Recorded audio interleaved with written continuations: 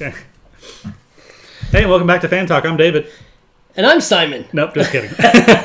How's your Thursday going? It's going pretty okay. Well, let's do a Throwback Thursday. Let's do a Throwback Thursday. All right. Well, off the top of my head, I think Rambo would be a good one. Oh, yeah? Well, what you got with Rambo? Let's hear it. All right. Well, did you know that the first one was actually called First Blood? Yes. Okay, that's an easy one. That's all I got. I'm just kidding. It came out in 1982. It was based upon a novel written in 1972 by David Morrell. And it was adapted for screenplays multiple times. And it wasn't until Stallone came along and used the star power off of Rocky that he took the screenplay, rewrote it, so he has co-writing credit on it. Yeah. And got made, starring himself as the title character, Brian Dennehy as the local sheriff. Great actor, by the way. Yeah. And this movie and Tommy Boy are my two favorite movies of his. Really? Because he's Tommy's dad in that. Yeah. You know what other movie I really liked that he was in? What's that? It's a boxing movie called The Gladiator. Oh, that was a good one. And he played the bad guy, and he was like this old-timey boxer. It's a fun movie. Okay. Also starring Richard Crenna as Troutman, his former CO. Mm-hmm. And the original story, the novel, and the original screenplays was a lot more violent as far as Rambo actually killing people. And Stallone took a lot of that out to make the character more sympathetic. Yeah. And it worked very well. Because in the first movie, it would have been him killing Americans, and it would have probably left a bit more of a sour taste about him killing local police officers and stuff like that, at least in that time period. The movie touched on a pretty big nerve, I think, in the public at that time about treatment of returning vets, PTSD, Americans' involvement in Vietnam War, the national outlook on itself. It touched a lot of good tones. It did touch a lot of good tones. That's one of the reasons why it's one of my favorite Sylvester Stallone movies, period. And it was by far the best of any of the Rambos, in my opinion, is that it really touched on a lot of things and how it stayed relevant because of the way the world has gone. I mean, some of the stuff that it's touching on in that film even wasn't discussed until recently. Like you brought up PTSD. Mm-hmm. When that movie came out, you didn't see a lot of people talking about PTSD. Now it's all swept under the rug. People still knew about it or shell shock, but but now that it's such a picture of limelight, you go back to those kinds of films and you're like, these are things that people who are coming back from war were dealing with, and it's a really good film in that way that, and he did an excellent job at rewriting it from the book if you've read the book, because the character is much more sympathetic as far as, there's a line that you don't cross. And in this, the movie was done very well in the aspect that you look at the character and you're going, you feel for him and you are like, why did this happen? But then you look at the time period and you have to know, folks, at this point in time, that's how it was looked at. And a lot of it had to do with the politics and everything going on at the time. So. Okay. Well, the movie is made for a budget of $15 million and grossed under $25 million. It was a surprise kind of breakout hit for the year. Yeah. The critics at the time dogged it. Yeah. Because it's like, just a bloody action movie. Yeah, violence. But the critical reviews have actually gotten better in retrospect over time, or now it's considered, kind of a classic action movie. And so it's kind of like that. Has a ton of spin-off things, animated TV show, comics, novels, video games, even a Bollywood remake. Yeah. I'm trying to imagine that one, especially to have the typical Bollywood singing and dancing. Actually kind of looked that up. Basic story, as we all know, Vietnam vets kind of looking to hook up with a friend that he then finds out died of cancer from Agent Orange. He's going through Hope, Washington. The sheriff thinks he's kind of like a trespasser and nuisance, kind of gives him a ride to the other side of town, but it's kind of the wrong direction, so he starts coming back, tries to get arrested, ends up kind of running out into the woods. Cops go after him, ends up in a big showdown in the town towards the end, and he ends up surrendering himself to his former commanding officer at the end of the movie, and gets arrested. Another interesting thing, when the movie is made, the first cut of it was 3.5 hours long. Yeah. And Stallone thought it was so bad that he's like, can I purchase this movie and bury it? Because I didn't want this ending my career. And they actually recut it down to the hour and a half and then released it, and then it worked out well. Yeah. They even had to reshoot the ending as well. So the ending of the movie, the last couple scenes, was actually shot like only a couple months before it got released. So I'm kind of going to go back and now know that. I'm going to go back and watch it again and see if I can kind of see anything on continuity, like hairstyle length or anything else I can see on those last few scenes versus the rest. Well, it'd also be nice to get, one of those ultra editions that has all that other footage and see it. That's true. There's a lot of stuff out there like that, since we started the show and I started digging into things, there's stuff that I was like, I'd really like to see that's out there, but it's just getting a hold of it. Yeah. It was followed up. That was 1982. It was followed up in 1985 by First Blood Part 2. Still hadn't, I mean, they might for marketing have put the Rambo on there, but still First Blood Part 2. Yeah. This is the one that he goes to Vietnam to find some POWs. It has his CO Troutman in it again. This is considered the most famous in the series because it's the most iconic. Him in Vietnam, mowing down people with the machine guns, sneaking around in the swamps. Yeah, this is the most iconic one. Cost $25 million, made $300 million. It was also the most successful one by far. Yeah. And also, this is the one that Hot Shots Part 2 ripped off as far as the parody. Yeah. But at the end of the movie, And UHF. Yeah. Yep. He was pardoned by his actions for doing this, and at the end of the movie, he remained kind of in the Vietnam, the Southeast Asia area. There was originally a script that James Cameron did for this movie, and I kind of read, not the script, but some of the comments and thoughts on it online, and Stallone dogged it. Like, he's like, I'm sure Cameron's a genius, but his script is like too much on the technical or side. It didn't do this right, and if Cameron ever says that he did more than ABC on this script, then he's a liar. I was like, okay, moving along there. I thought it was interesting because, I mean, Cameron kind of had a golden touch here, well, still does, on a lot of things. And this was back in the Terminator Aliens time period. Yeah. Well, also, though, I mean, you have to think, I've never met Sylvester Stallone, and I love the guy and a lot of stuff that he's been in. But, I mean, I've heard stories. I don't know because I've never met the guy. But you hear stories that maybe, he's kind of got a big head and he's definitely like one of those action stars. Yeah, it's definitely like this is Rambo. I'm Rambo, so I'm the star. This is this. This is that. And you hear that about a lot of actors. And don't get me wrong, it would be hard not to. I mean, it kind of becomes your thing, your baby. It's amazing that him, Willis, and Schwarzenegger all end up in the same shot together. And when the Expendables movie, given all their just huge action stars. And well, they said that back in the day, that's why a lot of these guys didn't act in the same movies, because there's rivalries and egos. And then like now they have that, there's what was they called, the you just said expendable films. It was kind of like a way of bringing them. I haven't seen the third one. I saw the first two. It's fun. They're fun movies. It's just a lot of. Was the third one with Wesley Snipes back in it? I think so. I don't know. Okay. The best part about that one was they get him out of prison and in the movie, and they break him out of prison. They're like, "What were you in for?" And he's like, "Tax evasion." I was like, nice. Yeah, nice. Moving on to 1988, 3 more years later, Rambo 3, they finally updated the name on it, came out. This is the last one with the Troutman, made for $63 million, $189 million return. It was the most expensive movie ever made at the time it came out, and for $63 million, which now sounds, oh, that's nice. Yeah. This is the one where Troutman has been captured in Afghanistan, and he's been Rambo's going in to save him, along with some others. As the height of the Soviet-Afghan War, which movie was made in 1988, and the time period leading up to that.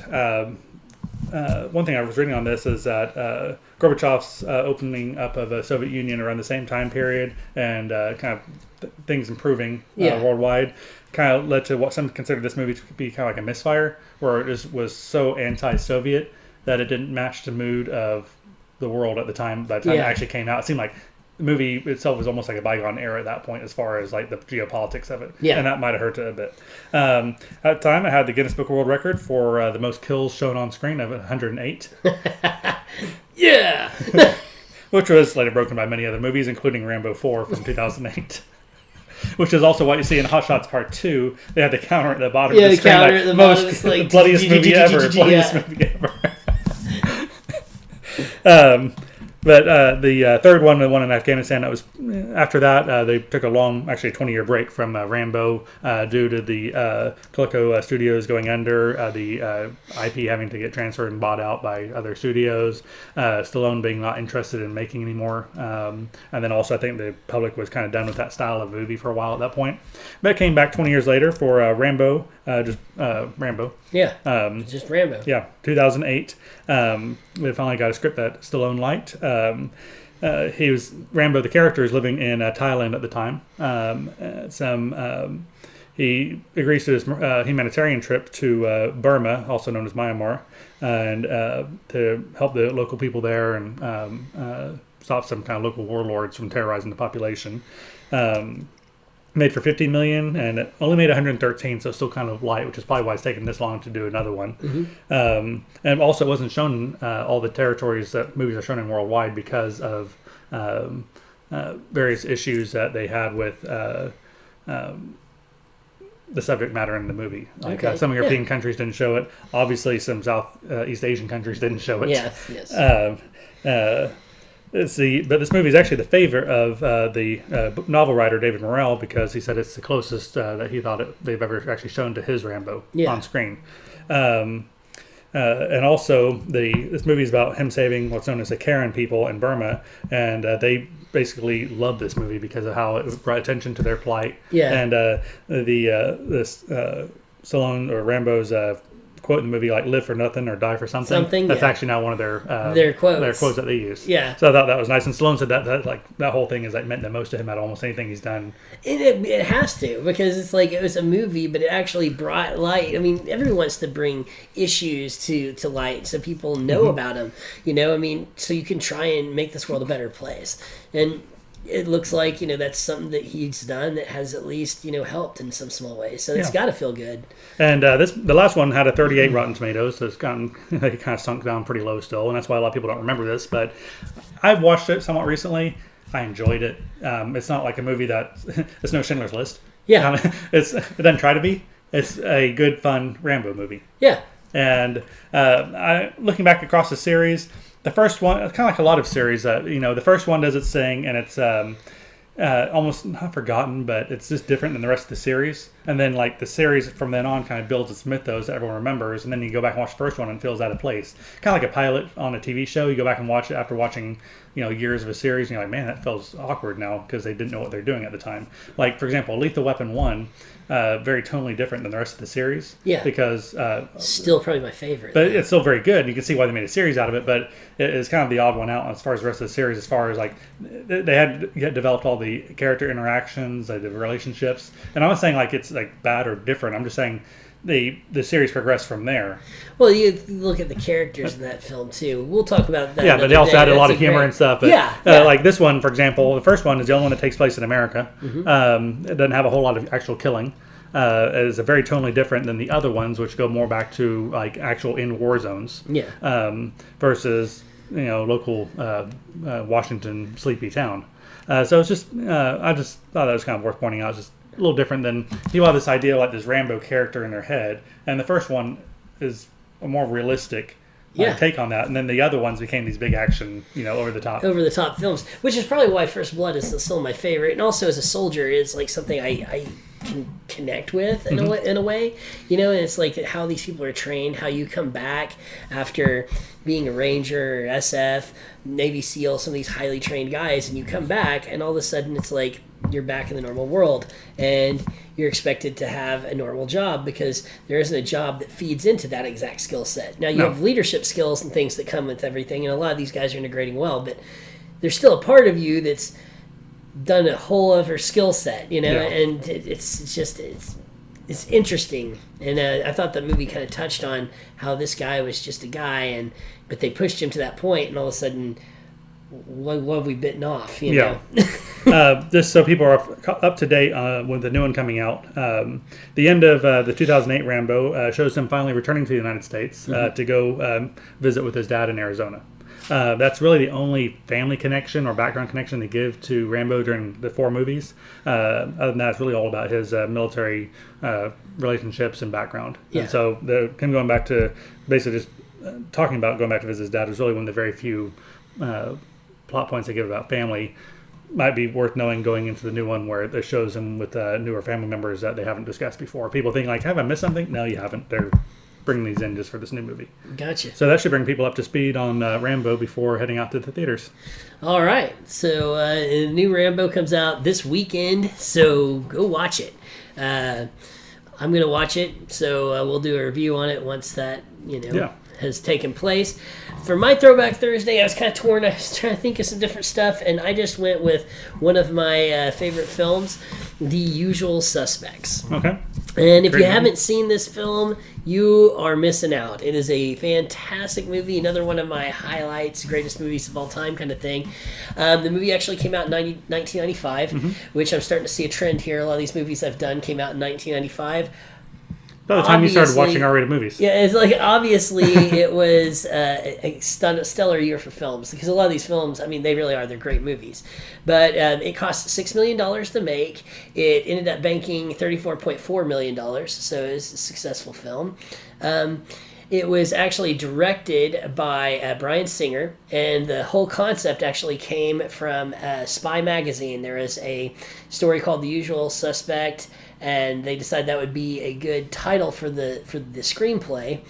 And so that actually comes from a famous line from the movie Casablanca. And so that's kind of how it all started. And this film didn't have a worldwide, like, national release. It actually started off in the film festivals, and it was won some stuff at cons, and it ended up getting a worldwide release. This movie had another stellar cast. The last movie I did was Heat, and we were talking about all the movie, the big actors in that. This is another one of those kinds of films. It was really star-studded for, in my opinion, a very low-budget movie and a kind of underground film. I mean, we had Stephen Baldwin, which out of the Baldwin brothers isn't the most famous, but this, by far, one of his best acting jobs. He does a phenomenal role as McManus in this film. He does a really good job, not the cheesy Biodome you would think. And but you also had Gabriel Byrne, which is a really good actor, Benicio del Toro, Kevin Pollak, Chaz Clemente, I think is how you pronounce his name. Pete Postlewaite, he's done a lot of good stuff. Kevin Spacy obviously was in this film, and Kevin Spacy ended up winning an Academy Award for this film for Best Supporting Actor. The movie also won an Academy Award for Best Original Screenplay. It won 2 Oscars. It was won overall 35 different awards and had over 15 nominations that it didn't win. It was huge. Come award season, the movie was big. The plot basically goes around a character who has been captured after a big shootout on a boat. And there's a big shootout, and they've got one guy that they caught, and they're trying to figure out what happened. And you have this detective who thinks that there's a tie-in to this mythical ghost of a villain that they call Kaiser Soze. And he's basically like the boogeyman. You know, you always hear if something bad happened, it was Kaiser Soze, Kaiser Soze. And so he's trying to find a tie to this, and he thinks that Kaiser Soze is actually Gabriel Byrne's character, who is a cop who supposedly broke some rules and, you know, got off the police force, and they were constantly harassing him. And he had, you know, gone on to do other things, but the thought of all the policemen was that he was a dirty cop and he was a bad guy. And his whole standpoint was, I didn't do anything nobody else wasn't doing at the time. I'm a businessman. And so the cops are really after him, and his character is really kind of like, this is unjustified. And so the whole time, it's told through flashbacks, and it's really the cop interviewing this guy who's Kevin Spacy, who's Verbal Kent, and he's a cripple, and he's a con man. And it's just him telling the story about how all these criminals end up in the same room together in a lineup. And it's like crazy that all these characters would end up in one lineup together, because usually in a lineup you got one criminal and like a bunch of 6 people off the street that look kind of similar. And this was like, you know, all these hardened, you know, professional kind of criminal types, and they all end up teaming up and basically doing a heist. It's a heist film, a crime film, and all of it ties back to this character Kaiser Soze, who is apparently through middlemen and everything paying these people to commit this crime. And the cops, or the main cop's theory is that really it was Gabriel Byrne pulling the strings the whole time. And spoilers, because I'm going to tell everything about this. It's a 25-year-old movie. I think we're good. Yeah, but the great thing about it is, as he's telling these stories, he's naming names, he's naming places, he's telling them this whole story. Well, there's also one guy in the boat that nobody knew had survived, but he had, and he's almost dead, but he's in the hospital. And this cop's like, other cops trying to get in to interview him. And in like one scene in the movie, it shows him interviewing the guy, and he's talking. They got a sketch artist, and they're doing the sketch. And this guy supposedly saw Kaiser Soze. And the whole plot of the film ends up getting them to this boat to steal something. But really, the whole idea was to get Kaiser Soze on this boat to kill the one man that could name him. And he kills that man, and then Kaiser Soze is going to vanish. And so... the end, the cops talking to this Verbal Kent, who they've given immunity to, and they're basically just waiting for the people to come pick him up and let him go to his free life. Yeah. And he's like, no, this Gabriel Byrne's character, he was Kaiser Soze. He's the kind of man that could do this, do that, and that. And Verbal Kent's very upset. He's like, he was my friend. He wouldn't have set us all up like that. And he's like, yeah, it was him. And he's not really dead. We're gonna have to go find him. And so he lets Verbal Kent go, and he walks right out of the police station. And then he gets a fax from the other cop of the printing of who Kaiser Soze is, and it's the guy he just released. And so as he's walking out the police, there's this great scene where he's like a cripple, and he's walking, and all of a sudden he starts walking a little better, and the next thing you know, he's walking just fine. His hand was like kind of deformed. He's using his hand, he's lighting a cigarette, and he's getting in a car and drives off.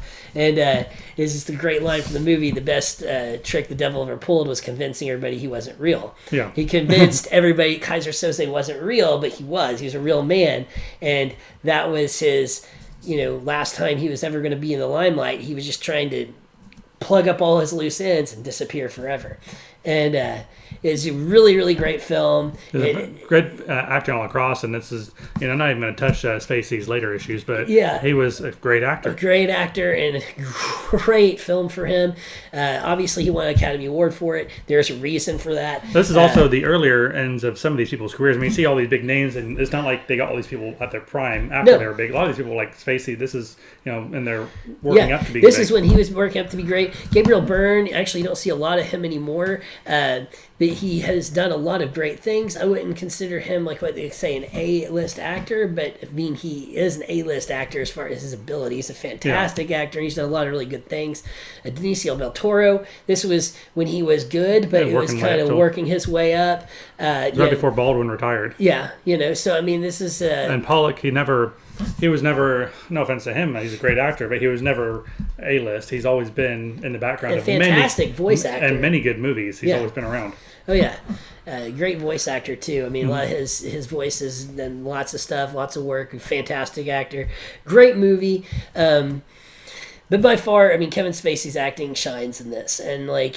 the character work he does and the stuff at the end, it definitely is one of those movies you really don't see coming, and it's really fantastic. The reveal scene where you see like the coffee cup the cop was drinking out of has like, it's a Kobayashi coffee cup. Kobayashi was like the name of the lawyer, and like you can see that this is the kind of meticulous character he was. Is he was literally sitting here telling a story to the cops, but he was pulling names and places off of the maps in the store, in the office, and off the coffee cup, and all these things. He was pulling things from around him to tell the story. So he doesn't have any real names. He doesn't have any real places. He just kind of has an idea of what happened. He has an idea of what happened in a way in which this character wanted him to know. Yeah. And so he walks away scot-free. And I mean, I don't have a picture of the guy now, but they're never going to find him. Right. And you realize he's gone. Yeah. He's a ghost, It is a really great movie, and that's going to be my Throwback Thursday. I say if you haven't seen The Usual Suspects, it's 1995. It holds true today. It's going to be one of those films you aren't going to feel like you're watching an older movie, and it's just fantastic. And it should not be rebooted. Definitely should not be rebooted. No. Any kind of movie with a hard reveal like that, you can't redo those films because it's never going to be as good. It's like we're redoing The Sixth Sense. That's the one that came to my mind, too. I'm like, no, it's not going to work, buddy. All right. Well, thanks for joining us for our Throwback Thursday. And I like your Darnaby shirt again. Yeah, we're Darnaby Rangers shirt. Little Minecraft. All the kids love Minecraft. Kids love creepers. Thanks for watching. Don't forget to like and subscribe.